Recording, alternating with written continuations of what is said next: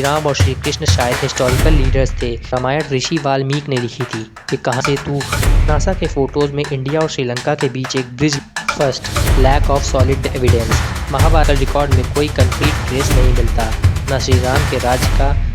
नमस्ते दोस्तों, आप देख रहे हो द रियल इंडियन। आज हम बात करने जा रहे हैं एक ऐसे टॉपिक की जिसको सुन के लोग या तो इमोशनल हो जाते हैं या फिर डिफेंसिव। क्या रामायण और महाभारत सच में हुए थे या सिर्फ मिथ है? बचपन से हमने सुना राम जी का वनवास, कृष्ण का महाभारत युद्ध, टीवी पर देखा, मंदिरों में सुना और हिस्ट्री बुक्स में कभी कभी पढ़ा भी है। पर असली सवाल है, ये सब कब हुआ? क्या यह सच में हुआ भी था? आज हम इमोशंस के साथ साथ लॉजिक भी लगाएंगे। कोई भक्ति अंधापन नहीं, कोई डिसरिस्पेक्ट नहीं, सिर्फ सच के साथ बात करेंगे। तो चलो शुरू करते हैं। सबसे पहले थोड़ा कंटेक्स्ट समझते हैं। रामायण और महाभारत दोनों भारत के सबसे बड़े एपिक्स हैं। सिर्फ रिलीजियस बुक्स नहीं, बल्कि कल्चर, एथिक्स और आइडेंटिटी का बेस हैं। रामायण ऋषि वाल्मीकि ने लिखी थी। ये कहानी है एक आइडियल किंग राम की, जिन्होंने अपने पिता के वचन के लिए 14 साल का वनवास लिया, जिनके साथ सीता और लक्ष्मण गए और जिन्होंने लंका के राजा रावण से युद्ध करके धर्म की जीत की। महाभारत ऋषि वेद व्यास ने लिखी थी। ये कहानी है दो राजवंशों के बीच के युद्ध की, पांडव और कौरव, जिसमें सबसे बड़ा फिलॉसफिकल मैसेज है भगवत गीता, जहाँ कृष्ण ने अर्जुन को समझाया था कर्म और धर्म का सच। दोनों कहानियाँ भारत की बैकबोन है, पर क्वेश्चन वही, क्या ये हिस्ट्री है या माइथोलॉजी? अब पहले देखते हैं बिलीवर्स का साइड। उनके पास कुछ इंटरेस्टिंग पॉइंट्स हैं जो इग्नोर नहीं किए जा सकते। पहला, हिस्टोरिकल रेफरेंस। महाभारत और रामायण दोनों में बहुत प्रिसाइज डिटेल्स लिखी गई हैं, सिटीज़, रिवर्स, किंगडम्स, इवन नक्षत्र और प्लेनेटरी पोजीशंस तक। महाभारत में लिखा है कुरुक्षेत्र युद्ध के टाइम पे सूर्य किस नक्षत्र में था, और रामायण में लिखा था जब श्री राम का जन्म हुआ तब कौन से ग्रह किस हाउस में थे।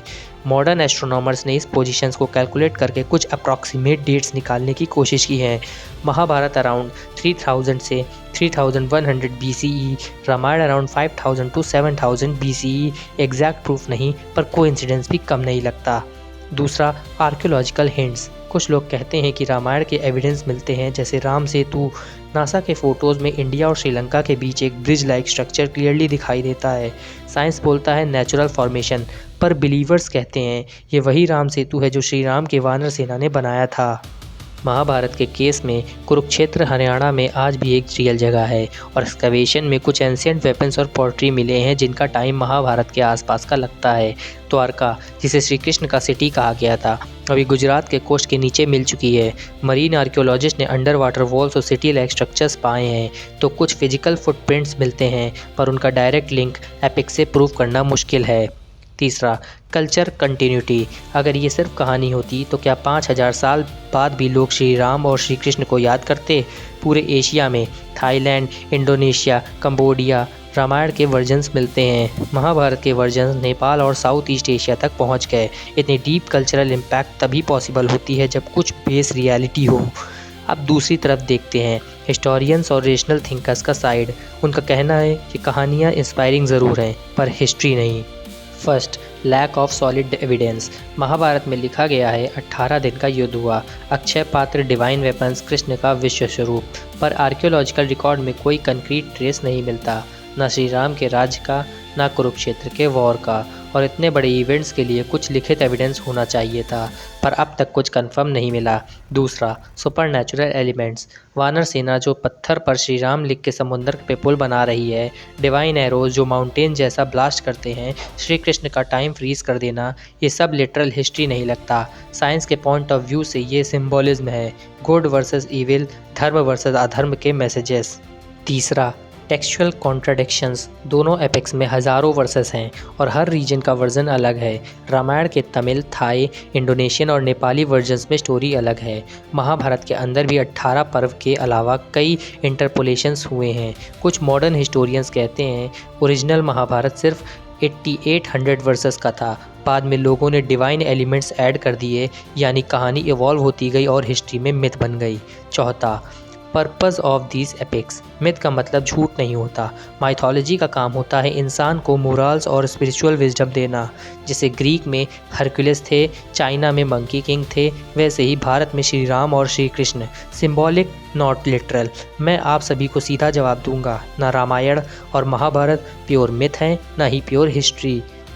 मुझे लगता है दोनों में एक हिस्टोरिकल बेस था, रियल लोग, रियल कॉन्फ्लिक्ट्स, रियल किंगडम्स, पर उनके ऊपर लेयर बाय लेयर सिंबॉलिक और डिवाइन स्टोरीज ऐड होती गईं, जैसे एक सच्ची कहानी पे फिल्म का प्लॉट ट्विस्ट डाल दिया गया हो। सोचो, हर सिविलाइजेशन अपने हीरोज़ को याद रखती है, कुछ जनरेशन के बाद वो हीरोज़ गॉड बन जाते हैं। एग्जैक्टली वही भारत में हुआ। श्री राम और श्री कृष्ण शायद हिस्टोरिकल लीडर्स थे जिन्हें उनके फॉलोअर्स ने डिवाइन बना दिया, क्योंकि उनके एक्शंस एक्स्ट्राऑर्डिनरी थे। और फ्रैंकली, चाहे ये लिटरल हिस्ट्री हो या नहीं, उनके आइडियल्स आज भी रेलेवेंट हैं। श्री राम मर्यादा और ड्यूटी का सिंबल, श्री कृष्ण विजडम और स्ट्रैटेजी का सिंबल।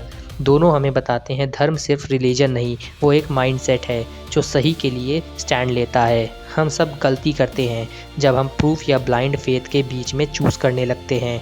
ट्रुथ हमेशा ग्रे एरिया में होता है। अगर हम ब्लाइंडली बिलीव कर ले तो हम क्वेश्चनिंग ख़त्म कर देते हैं, और अगर सब मिथ कहकर इग्नोर कर दें तो हम अपने रूट से कट जाते हैं।